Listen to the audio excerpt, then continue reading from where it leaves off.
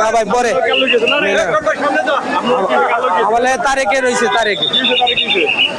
ও তো আপনার 4 দিন আগে আমার 2300 টাকা বাকি ছিল, কথা একদিন কইছে আমি আইসে দিতেছি, তোমার দোকানে আইসে দিতেছি, দেয় না পদ ফোন দিতে ফোন ধরে না, রাত 11টা বাজে ফোন ধরছে। আমি ভাই কয় টাকা দোকানদারি করি, আপনি তো দেখছেন আমি কয় টাকা দোকানদারি করি, একজন 2500 টাকা বাকি দেওয়া সম্ভব? রাত 10টা বাজে গিয়ে ওর বাসার 15 তালা অফিস থেকে টাকা আনছি আমি, 2000 টাকা, আরো 300 টাকা পাবো।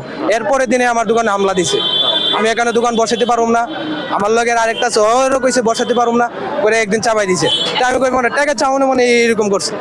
আজকে ভাই এই দশা, মানে আমার দোকান করতে দিব না, পেস খেলাম ওই জানে টাকা চাইছি দীক্ষা, দু টাকা না চাইতাম আমি ভালো থাকতাম, আমার বস্তু দিত তারেকে পুরা শরীরে কেরাসিন, আমি অক্ষণ হলে জ্বালায় মরতে রাজি, পুরা শরীরে আমার কেরাসিন, পুরা 2 লিটার কেরাসিন ঢালছি মরতে, কি করুম?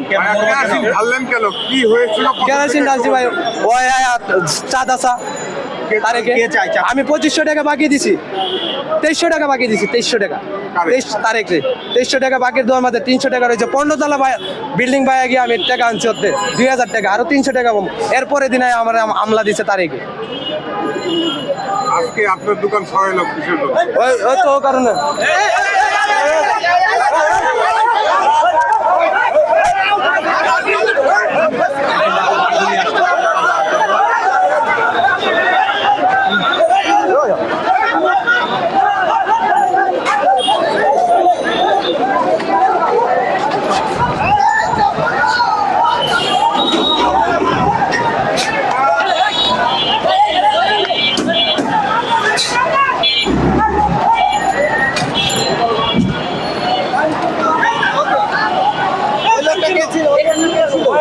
দালাল